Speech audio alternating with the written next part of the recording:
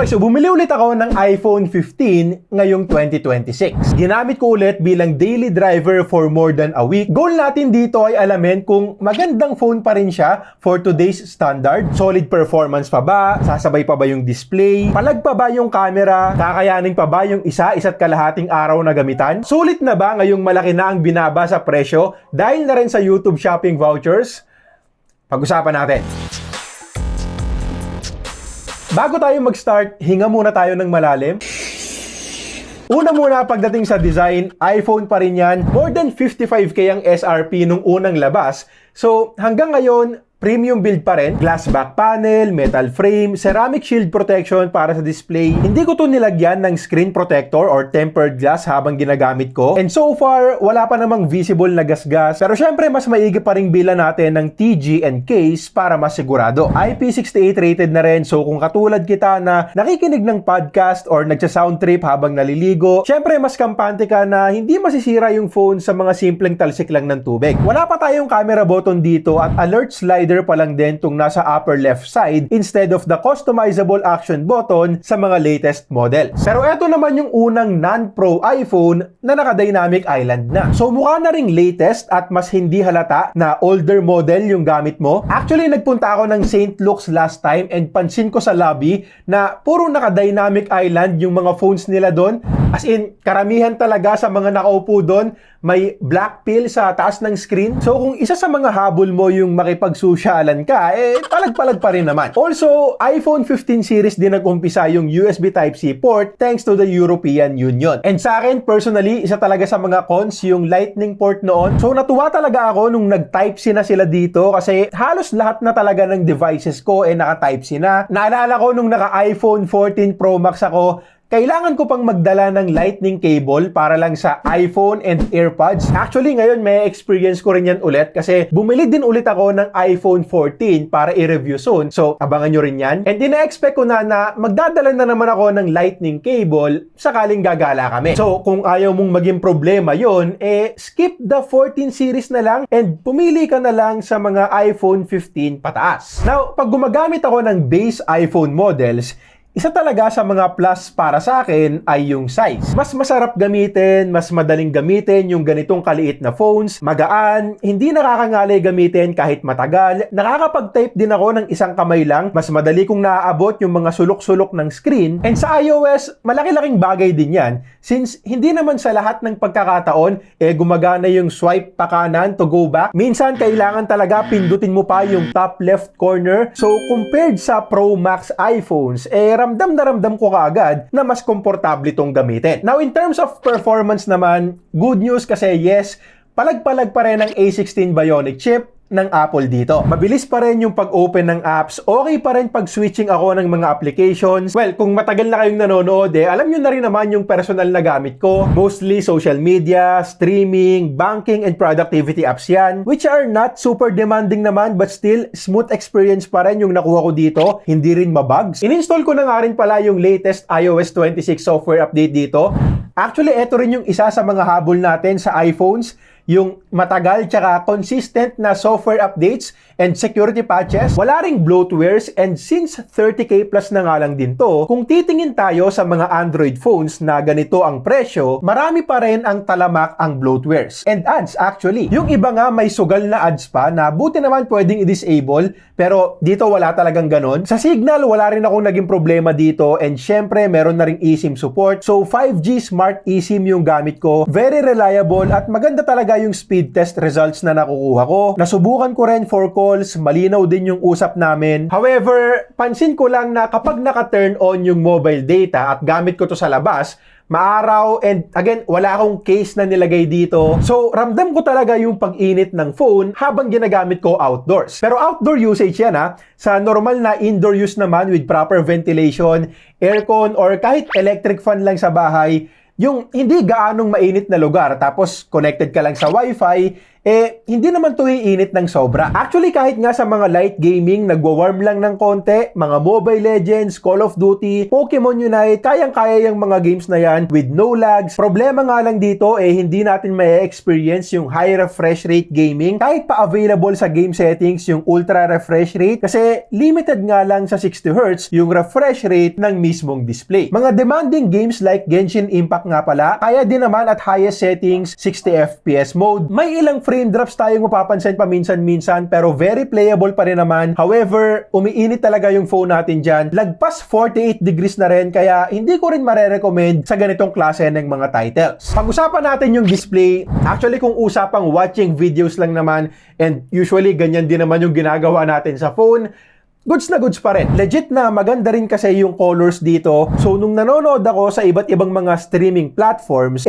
yes, solid experience pa rin. Ganda ng kulay, mapa-anime man yan, HDR movies. Medyo maliit nga lang yung screen compared sa mga Pro iPhone, syempre. But yung speakers naman, maganda rin. Karamihan naman sa mga iPhones, good sounding speakers talaga. Malakas din. So, sabi ko nga kanina, yung pakikinig ng podcast habang naliligo, dinig pa rin yung speakers kahit na malakas yung tunog ng gripo or shower. In terms of brightness, wala rin akong reklamo. Hindi ito yung pinakamaliwanag na phone, of course, but no issues ako sa outdoor visibility. Yung Dynamic Island naman, alam ko na ang laki niyan kumpara sa mga selfie punch holes ng mga Android phones. But sa totoo lang, hindi ko na napapansin yan kapag ginagamit ko na yung phone.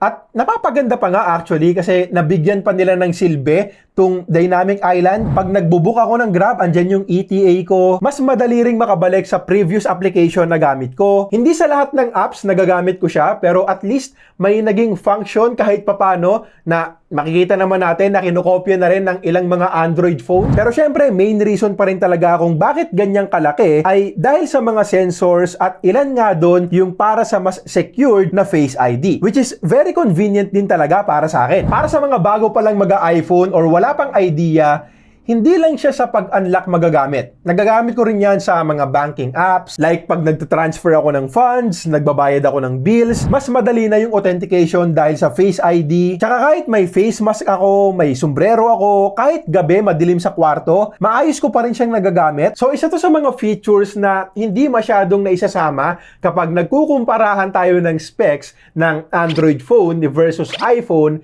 Pero kino-consider ko siya as isa sa mga magagandang selling points ng iPhones. So mabalik nga tayo sa display.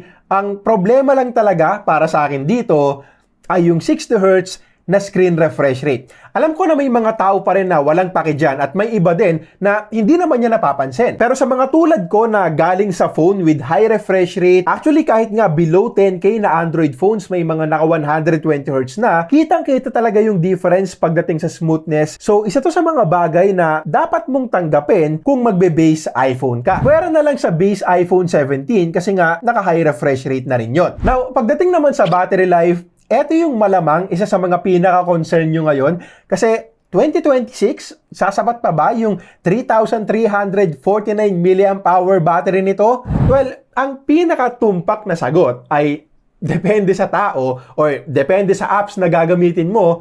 Pero sasabihin ko rin na for most people, yes, sasapat pa to sa isang araw na gamitan. Unang-una, magkaiba ang software and battery optimizations ng Android at iOS. So, hindi naman pwedeng sa battery capacity lang talaga tayo magbabase. So, sa experience ko at para sa mga katulad ko na basic apps lang naman ang ginagamit, hindi naman babad sa mga mabibigat na apps like gaming and video editing, nakakakuha pa ako dito ng 7 to 8 hours of screen on time bago malobat. Well, sa mga araw na todo camera ka, todo GPS and mobile data, yung tipong may gala kayo, kailangan mo talagang magdala ng power bank. At napansin ko rin na halimbawang pag magpupuyat ako, mga 2 AM ako matutulog, yan, kakapusin din ako sa battery kapag kaganyan. But sa normal, chill na araw lang, palag-palag pa yung battery. Sa charging tayo medyo talo. 30 minutes lang naman from 10 to 65%. Pero kung fully charged talaga, 10 to 100%, inaabot ako dyan ng almost 2 hours. Kasi syempre medyo mabagal na pagdating ng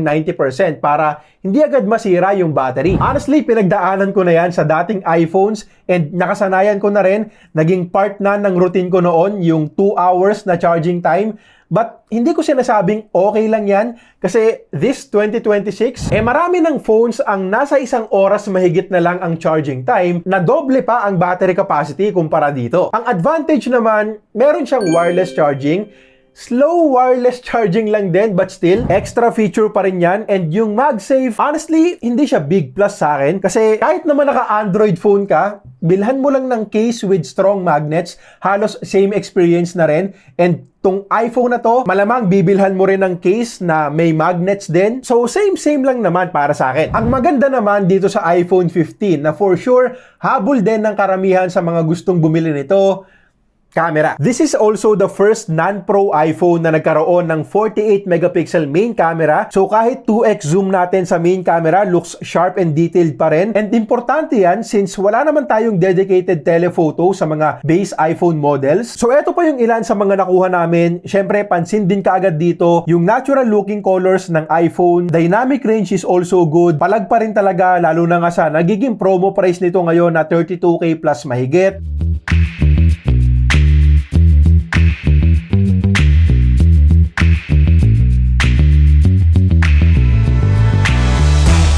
Nighttime photos are decent as well. Not the best pero low noise at kuha pa rin yung details. Ultra-wide camera is also good. Hindi ako pala gamit niyan but in case na kailangan mo, very usable naman yung output. And kahit sa mga portrait shots, makakakuha rin ng maganda. May mga imperfections yung ilan sa mga kuha natin but most of the time, good portrait shots pa rin. Lalo na kung pang social media lang naman. Selfie camera, ganun din yung kaso. Problema nga lang dito, walang filter so natural na natural, walang halong chemical. Kung gusto mo ng smoothening effect, download ka na lang ng photo editing app or maybe consider buying an Android phone na lang. Sa videos ko siya mas nagugustuhan kasi alam naman natin na solid ang videos ng iPhones. So for 30K plus promo price nga, makakakuha ka na ng stable, sharp and detailed 4K 60fps video nang walang stuttering effect tulad sa ibang mga Android phones.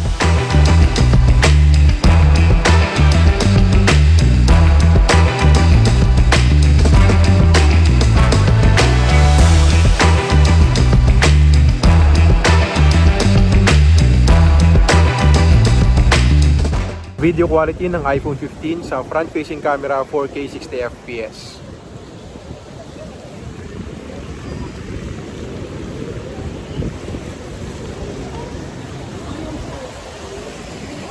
Okay, so nabili ko tong iPhone 15 sa Shopee. 32K plus ko na lang nabili dahil nga naka-promo at dahil na rin sa YouTube shopping vouchers. So click nyo na lang yung icon dyan sa may lower left corner para makuha nyo at best price. Now, sa totoo lang, pag tumingin tayo sa mga Android phones na close yung presyuhan dito, we have the Samsung Galaxy S25 FE, Vivo V60, Poco F8 Pro, and Xiaomi 15T Non-Pro. Lahat ng mga yan may mga aspeto na lamang dito sa iPhone 15. Vivo mas panalo sa battery, Poco mas panalo sa performance, etc.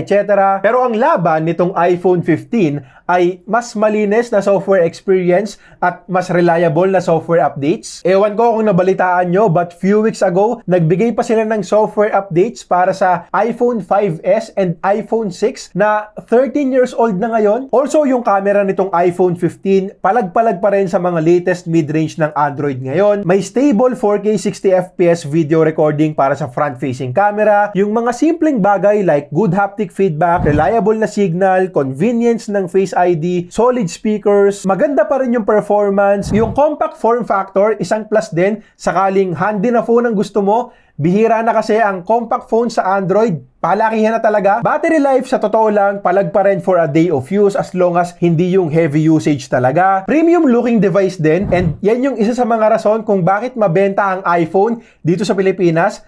That Apple logo is a status symbol dito, aminin man natin o hindi. Also, legit yung interconnectivity or yung seamless ecosystem integration ng Apple devices. Naka-Apple Watch ka, AirPods, MacBook, etc. May mga features talaga sila para mas maging maganda yung experience natin. Ang problema, well, tatlo lang naman talaga yung pinaka-downsides para sa akin. 1, 2 hours yung charging, and this one, again, kaya kong palagpasin sa totoo lang. Pero itong next na dalawa ay medyo mahirap na sa akin personally. Yung 60Hz na refresh rate dahil nga sanay na talaga ako sa 120Hz pataas, kitang-kita ko yung difference pag gamit ko to and yung 128 gigs na base storage. 32K plus tapos 128 gigs lang. Sasapat na lang talaga yan kung mostly social media and productivity apps ka, banking apps ka lang. Kasi kung i-installan mo pa ng games, ubos agad yung 128 gigs mo. Actually, hindi nga rin kami nakapag-install kaagad ng Genshin dito